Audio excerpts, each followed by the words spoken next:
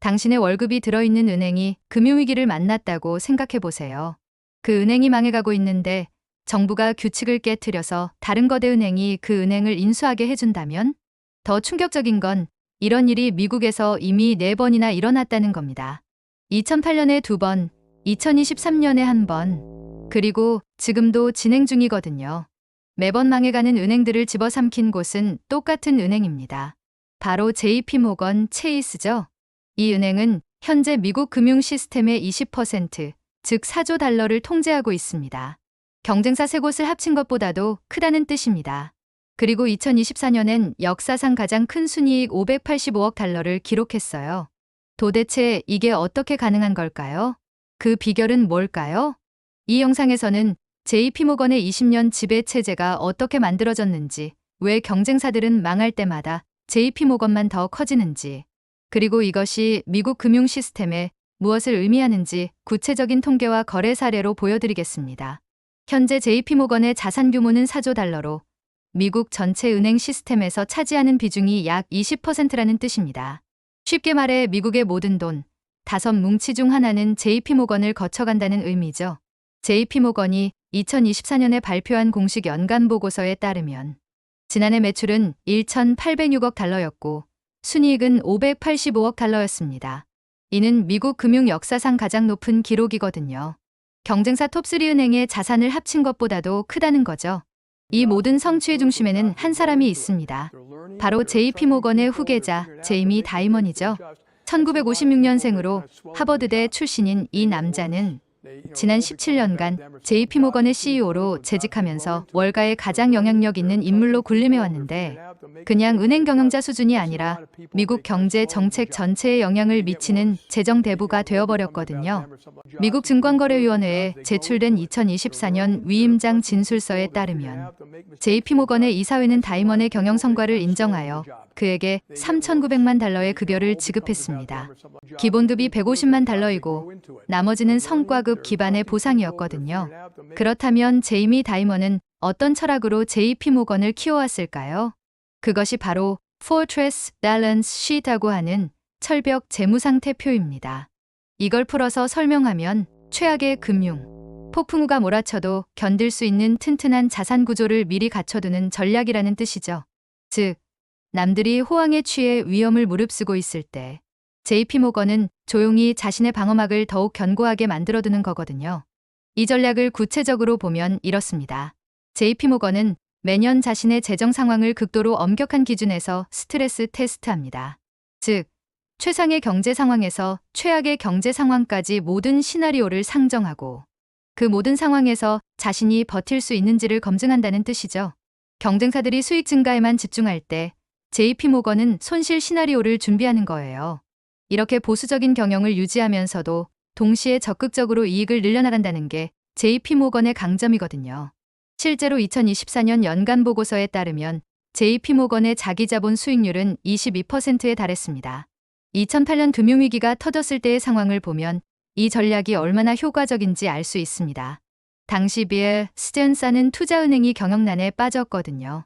이 회사는 월가에서 손가락 안에 꼽히는 명문 투자은행이었지만 서브프라임 모기지 위기로 인해 자산이 증발해버렸던 거죠.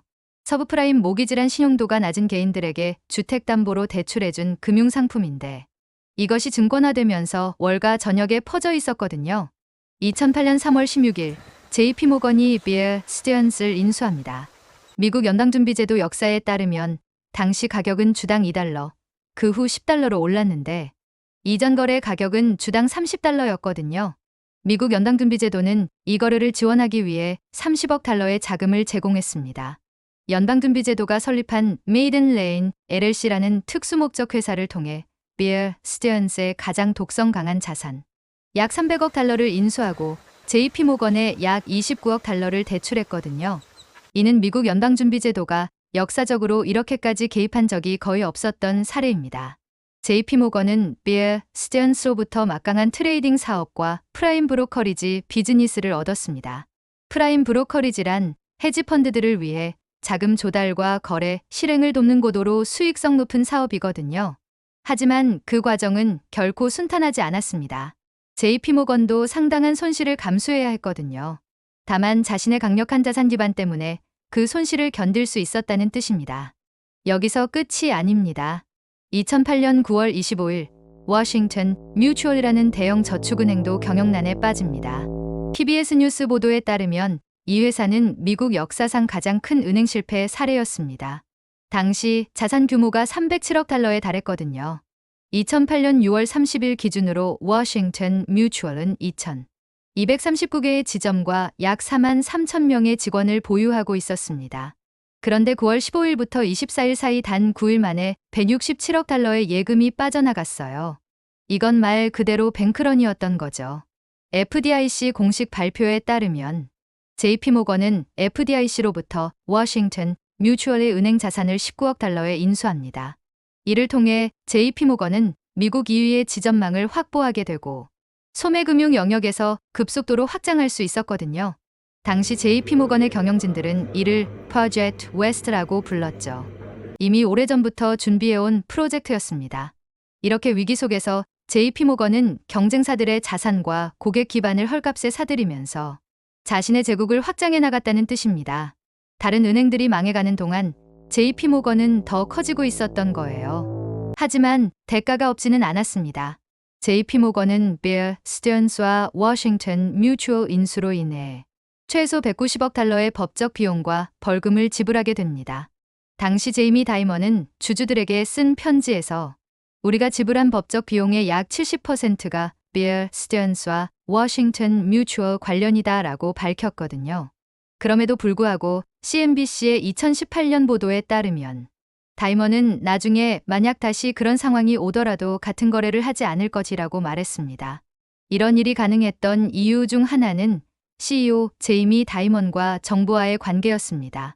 2008년 금융위기 이후 미국 정부는 대형 은행들을 규제하기 위해 온갖 법규를 만들어냈거든요. 더트란법이라고 불리는 금융규제 개혁법이 그것입니다. 이 법은 은행의 위험한 거래를 제한하고 자본금 요건을 높이고 각종 감시 의무를 강화했거든요. 은행이 다시는 위기를 야기하지 않도록 하기 위한 조치였다는 뜻입니다. 그런데 제이미 다이먼은 이 규제들을 너무 복잡하기만 한 거지라며 비판했고 정부 고위급 인사들을 만날 때마다 규제 완화를 주장해왔습니다. 심지어 자신의 사무실에는 규제 기관의 조직도를 그린 복잡한 도표를 붙여놓았거든요. 그 도표에는 연방준비제도, 통화감시청, 증권거래위원회, 각 주의 은행 감시기관 등 JP모건이 상대해야 하는 모든 규제 기관이 표시되어 있었습니다. 이 도표는 선과 화살표로 뒤엉켜 있어서 마치 스파게티 면처럼 보였다는군요. 그래서 그것을 스파게티 도표라고 불렀습니다. 제이미 다이먼은 워싱턴에 갈 때마다 이 스파게티 도표를 들고 다니면서 정부 관리들에게 이 정도면 규제가 너무 과하지 않냐고 설득했거든요. 그의 논리는 이랬습니다. 규제가 이렇게 복잡하면 작은 은행들은 이를 감당할 능력이 없게 되고 결국 큰 은행만 생존하게 된다는 거예요. 그러면 은행 산업이 더 집중되고 더 위험해진다는 뜻이라고 주장했습니다. 일견 그럴듯한 논리처럼 들리죠. 하지만 실제로는 자신의 이익을 위한 교묘한 논리였다는 점이 문제였거든요. 왜냐하면 JP모건은 이런 규제를 충분히 감당할 수 있는 유일한 은행이기 때문입니다. JP모건은 규제 전담 부서에만 수천 명의 전문가를 고용할 수 있는 규모거든요. 컴플라이언스 담당자, 금융 변호사, 위험 분석가 등이 JP모건에는 엄청난 규모로 존재합니다. 그들의 연봉만 해도 연간 수억 달러 되거든요. 중소지역은행들은 이런 비용을 감당할 수 없습니다. 결국 규제가 강할수록 규모의 경제가 작동해서 큰 은행이 더 강해지는 악순환이 반복되는 거죠. 2023년에 일어난 일은 이 모든 관계가 어디까지 영향력을 미치는지 보여주는 명확한 증거가 되었습니다. First Republic이라는 캘리포니아 지역은행이 경영난에 빠졌거든요. 이 은행은 부유층 개인들과 소규모 사업가들을 위한 특화 금융 서비스를 제공하는 은행이었습니다. 2023년 3월 실리콘밸리 은행과 시그니처 은행이 연쇄 붕괴되자 First Republic도 뱅크런의 위험에 처하게 됩니다. 3월 중순부터 4월까지 First Republic은 100억 달러 이상의 예금이 빠져나갔거든요. JP모건을 포함한 11개 대형 은행이 3월 16일 First Republic에 300억 달러의 예금을 투입했습니다. 하지만 이것도 시장의 신뢰를 회복하지 못했습니다. NPR 뉴스 보도에 따르면 결국 2023년 5월 1일 FDIC가 First Republic을 몰수합니다. 당시 First Republic의 자산은 229억 달러, 예금은 103억 9천만 달러였거든요. 여기서 정말 중요한 일이 벌어집니다. JP모건이 First Republic을 인수하는데 거기에는 엄청난 정부 지원이 포함되어 있었습니다. FDIC 공식 발표에 따르면 JP모건은 First Republic의 자산 중 173억 달러의 대출과 300억 달러의 증권을 인수했습니다. 예금 920억 달러도 가져갔거든요. 그리고 FDIC는 JP모건에 500억 달러의 5년 고정금리 대출을 제공했습니다.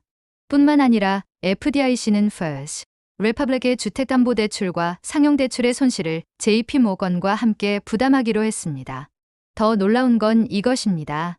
원래 미국의 규제 규칙에 따르면 JP모건은 더 이상 예금을 흡수할 수 없게 되어 있었습니다. 미국 정부가 은행 시장의 독과점을 막기 위해 정한 규칙이었거든요. 그런데 정부가 금융 시스템 안정을 명분으로 그 규칙을 깨뜨린 겁니다. 결국 too big to fail, 즉 너무 커서 망할 수 없는 은행에게는 규제도 통하지 않는다는 대마불사의 뜻이 되어버린 거죠. 여기서 정말 역설적인 상황이 드러나는데 한번 생각해 보세요. 2008년 금융위기는 어디서 비롯됐을까요? 은행이 너무 크다는 우려에서 시작된 거거든요. 그래서 미국 정부는 대형 은행을 분할하고 위험한 거래를 제한하고 자본금을 늘리도록 규제했습니다. 은행이 다시는 망하지 않도록 하고 또한 너무 커서 망할 수 없는 은행이 생기지 않도록 유도하려는 조치였다는 뜻이죠. 그런데 현실은 정반대로 흘러갔습니다. 규제가 강화될 때마다 작은 은행들이 사라지고 큰 은행이 더 커졌거든요. 제이미 다이먼은 이 구조를 누구보다 잘 이해하고 있습니다. 그래서 그는 공개적으로 규제에 대해 비판하면서도 한편으로는 자신이 그 규제를 충분히 감당할 수 있고 경쟁사들은 그렇지 못하다는 걸 알고 있는 거죠. 일종의 이중 전략이라고 할 수 있습니다. 정부에게는 규제가 너무 복잡하다고 말하면서도 실제로는 그 규제가 자신에게는 경쟁 우위를 가져다주고 있다는 뜻입니다. 이런 전략을 펼칠 수 있는 사람은 제이미 다이먼처럼 정부와 깊은 관계를 가진 사람들뿐입니다. 실제로 제이미 다이먼의 영향력이 얼마나 큰지 보여주는 사례가 있습니다. 금융위기 이후 미국 정부는 대형 은행에 대해 매년 스트레스 테스트를 시행하기로 했거든요. 이것은 극단적인 경제 상황에서도 은행이 견딜 수 있는지를 검증하는 절차입니다. 그런데 시간이 지나면서 이 스트레스 테스트는 갈수록 복잡해졌고 은행들이 이를 통과하기 위해 막대한 비용을 들여야 하게 되었거든요. 여기서도 큰 은행만 이를 감당할 수 있었습니다. 그리고 제이미 다이먼은 이런 상황에서 가장 큰 수혜자가 되었던 거죠. 한국은 어떨까요? 한국도 2008년 금융위기 이후 비슷한 과정을 거쳤습니다. 대형 은행들이 규제를 감당하기 위해 기술 투자를 늘렸고 그 과정에서 중소은행들이 도태되기 시작했거든요. 한국의 은행 시장도 국민, 신한, 하나, 우리 등 4대 은행에 의한 집중도가 점점 높아지고 있다는 뜻입니다. 다만 미국만큼 극단적이지는 않은데 JP모건이 미국 금융 시스템의 20%를 차지하는 반면 한국의 어떤 은행도 전체 시장의 15%를 넘지 못하고 있거든요. 이는 한국 금융계가 아직 미국만큼 집중되지 않았다는 뜻이지만 같은 방향으로 움직이고 있다는 점은 주목할 만합니다. 더 흥미로운 건 제이미 다이먼이 단순한 은행 경영자가 아니라는 점입니다. 그는 정기적으로 주주들에게 편지를 쓰는데 이 편지에서 경제 전망, 정부 정책, 국제관계에 대해 솔직하게 의견을 표현합니다. 예를 들어 위기 징후가 보이면 허리케인이 몰려오고 있다고 경고합니다. 경제가 좋으면 그 좋은 상황이 오래 지속되지 않을 수 있다고 조심스럽게 말합니다. 그리고 이 편지는 월간은 물론 워싱턴의 정책 입안자들도 주의 깊게 읽는 문서가 되어버렸거든요.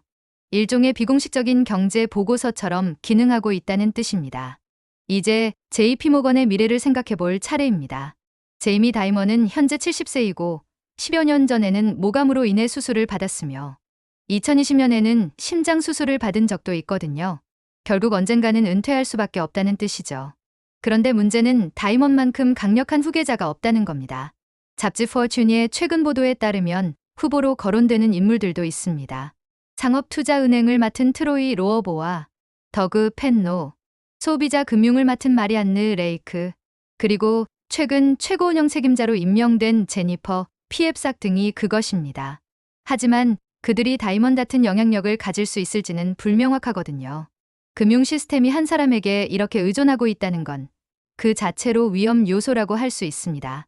이를 금융 분야에서는 Key Man Risk라고 부르죠. 결국 정리하면 이렇습니다. JP모건의 성공은 단순히 경영 능력만의 문제가 아니라는 거죠. Fortress Balance Sheet하는 경영 철학으로 위기에 강한 기반을 만들고 위기가 올 때마다 그것을 성장의 기회로 바꿔온 거거든요. JP모건이 공식 발표한 2024년 연간 보고서 데이터에 따르면 1,806억 달러의 매출과 585억 달러의 순이익은 이 전략의 최고의 증명입니다. 동시에 제이미 다이먼의 정부와의 관계, 정책, 입안자들과의 네트워크가 JP모건의 구조적인 이점을 가져다 줬다는 뜻입니다. 규제가 강화될 때마다 작은 은행들이 사라지고 JP모건은 더 커졌다는 거죠. 2008년 비어 스티언스와 워싱턴 뮤추얼 은행 인수부터 2023년 퍼스트 리퍼블릭 은행 인수까지 JP모건은 매 위기마다 강해졌습니다. 이게 정상적인 시장 경쟁인지 아니면 부당한 특권인지는 여전히 논쟁의 여지가 있지만 한 가지 확실한 건 이런 구조가 계속되는 한 JP모건의 지배력은 더욱 강해질 수밖에 없다는 겁니다.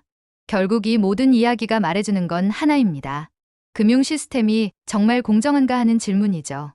JP모건의 성공은 경영 능력의 증명이기도 하지만 동시에 거대한 은행이 정부와 규제를 자신의 이익에 맞춰 활용할 수 있다는 증거이기도 합니다. 이 구조가 지속되면 금융 민주주의는 점점 멀어질 수밖에 없거든요. 혹시 당신도 같은 생각을 하셨다면 좋아요와 구독으로 이 채널을 응원해주세요. 그리고 댓글에 당신의 의견을 남겨주세요. 감사합니다.